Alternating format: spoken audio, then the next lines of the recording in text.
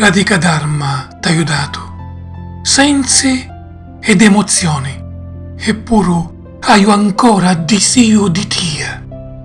Vieni dallo smisurato infinito e quietati un momento. Voglio dire ancora parole all'amore, perché solo t'amo non basta.